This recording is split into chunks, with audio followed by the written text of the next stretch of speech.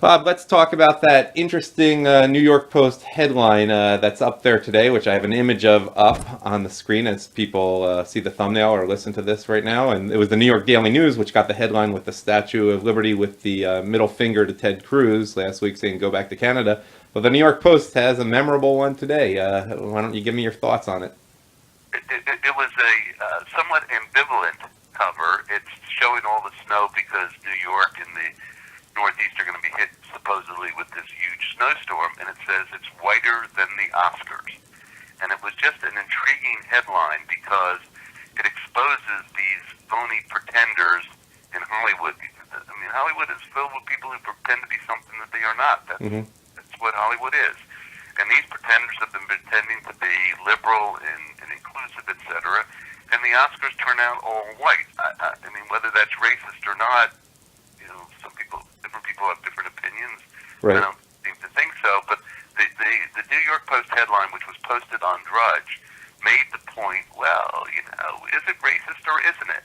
And it's an interesting question for Hollywood to answer. What are they going to say? What are these phonies going to say? Well, it's kind of ridiculous. First of all, I do want to make the point that if you're in New York, you should probably be checking weather forecasts because the heart of the storm is supposed to go to Baltimore and Washington. And Bob, I know you love hearing this, being in Florida right now. And it's certainly going to hit the Philadelphia area much. But New York, it could still miss New York City, which is further northeast of that area. So I want to make that point. If you're relying on Bob Guzzardi for your planning, your weekend weather-wise, you may want to confirm this a little bit later.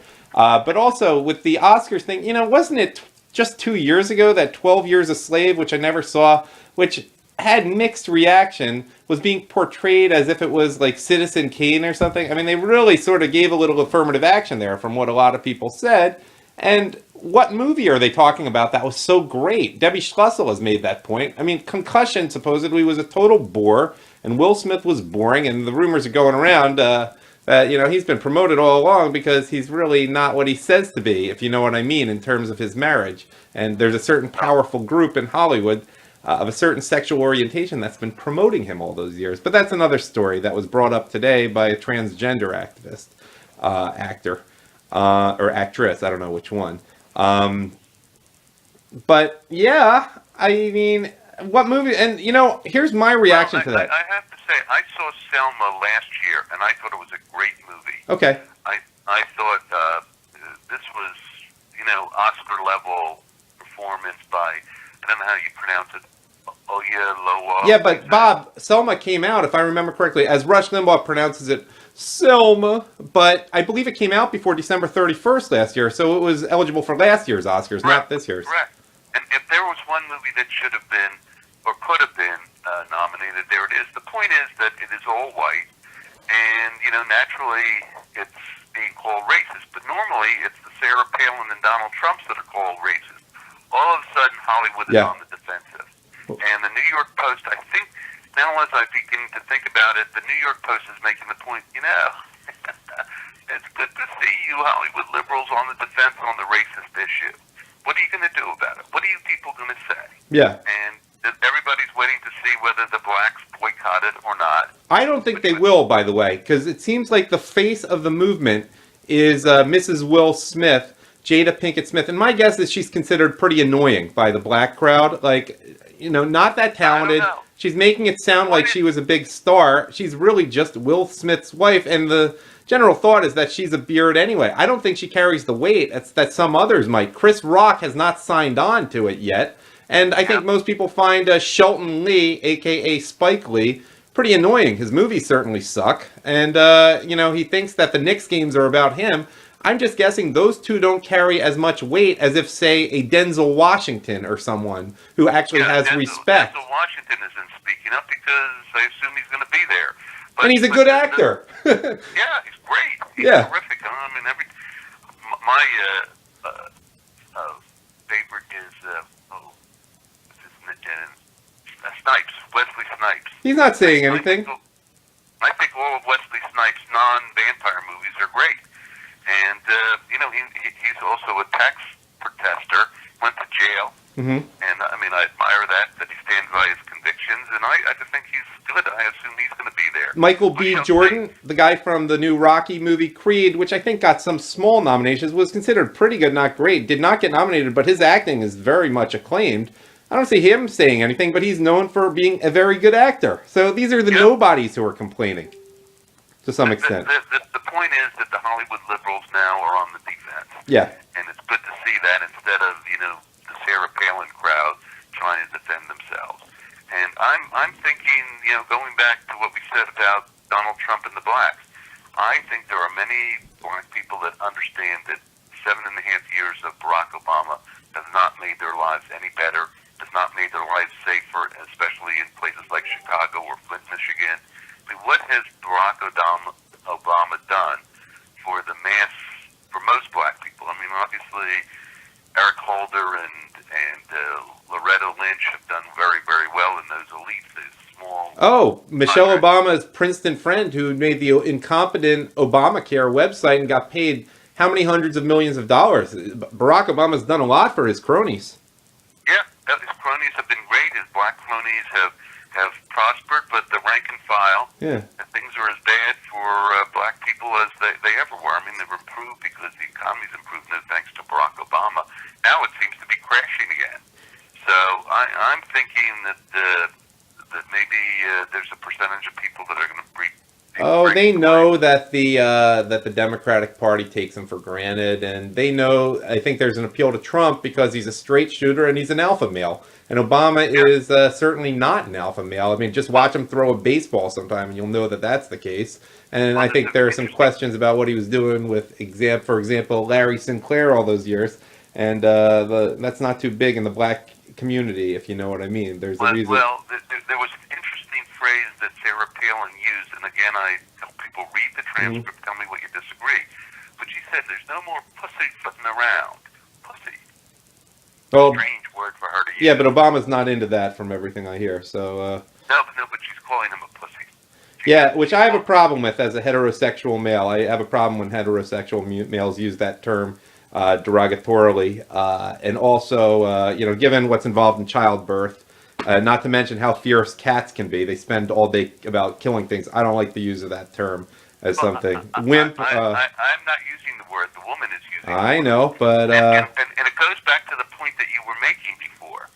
It's a very strong word, and one that I don't use and I don't like to use myself because, for exactly the reasons you just said. It doesn't offend me, don't get me wrong. It's just a stupid use of the word. Well, but it makes the point. It's a phrase that's used for a weak man. Yeah, I just don't Donald like that Trump is concept. the alpha male. Well, Barack Obama is exactly the opposite. This whole thing with the Iranians taking our sailors and putting guns to their head and pushing them onto their knees, that is beyond description. By the way, I know the point you're making, and it's not to use a term like pussy or even wimp. The point is, say what you're really thinking, that he's a homosexual, that he's a Muslim, that the Muslim's bitch. No, not what you mean. That's what I mean. No. She's not saying it. I know, she should say that. You misinterpret. She's not saying that he's a homosexual. Well, she should. She's saying that he's weak. That he's weak, that he doesn't defend America, that he's anti-American, that he does not defend American values, he does not defend the core values of... Yeah, he's on the other team. Clingers. The whole Clinger remark is one of a snobbish, elite, effete... Yeah, but he hates white people. Hello, he hates white people, and his sympathies are to the Muslim world and to some extent people of color, though I'm sure he has a little bit of a jealousy toward the Vontaze Burficts of the world, the darker-skinned, much more manly black males. I imagine there's a sense of jealousy which eats at him, which appeals why he's attracted to, say, a Reggie Love. And I mean that not in a non-sexual sense. I mean it in a sexual sense, too. Well, I'm not talking about a sexual... Yeah, but I'm going a little deeper. I have no idea what they are. I do. But really, I'm talking about the way that he doesn't fight for America. He caved to...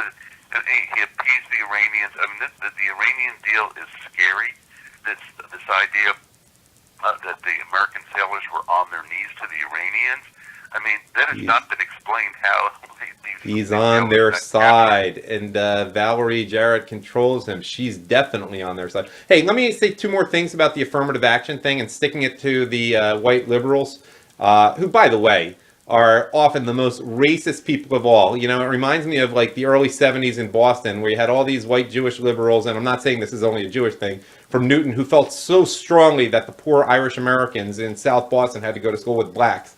Just, you know, their kids didn't have to, but just so long as working class whites had to do that. But we all know about that. But 2 points about the hypocrisy, which I think are kind of funny.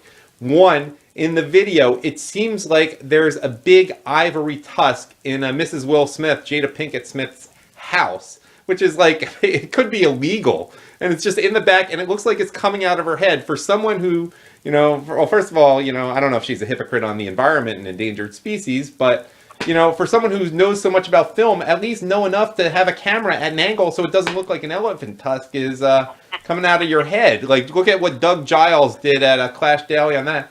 And then, what's the second thing I was going to say? I don't remember. You say something else, but that was the main one. You're talking about affirmative action. And oh, I know what. I know what it was. Back to the New York Post, and it's just interesting how clever and how ambiguous the cover was. And it was unnecessary. I mean, they took a shot at it because, I mean, whether New York has snow or not, it's a topic. You know, maybe we're going to get snowed in, maybe not. But to take a shot at the Oscars that way was very, very clever. Yeah. And I think it makes people think that perhaps Hollywood is a bunch of phonies, which it is.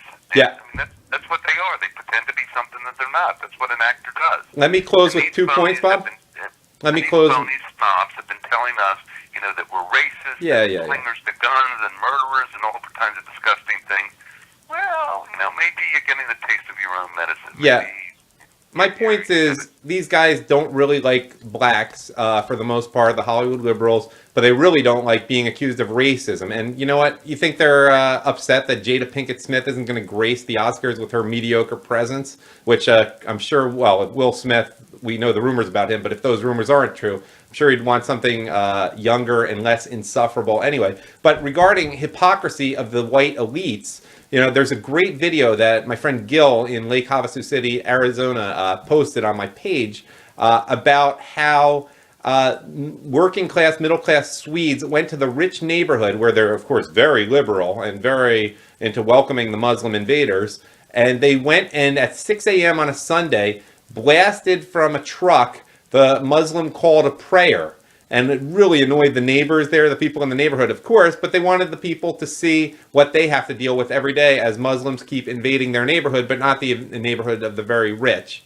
And I thought that was interesting. But one thought on the New York Post, knowing how the journalism business and attracting people to your newspaper or attracting people to your YouTube thing, well, you know, maybe they only brought up the hypocrisy of Hollywood for this one reason. If you did a total weather-related story, which sells papers, you know, which certainly will increase the sales of papers today, it would be a little bit slight journalistic malpractice on a Thursday to lead a story which may or may not hit New York. But this way they could get away with doing a weather-related story when the reality is today, Thursday, January 21st, the black boycott of the Oscars story is already a little passé.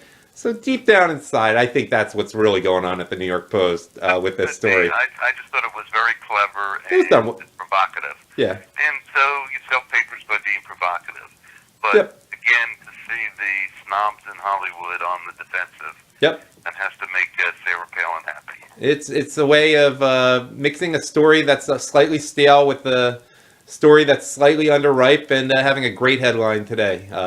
Great cover. Well, it's on Drudge. It's like millions click on that. I click on Drudge the first thing in the morning. Yeah. You know, because he picks up the hot stories and he's going to just a sense of that.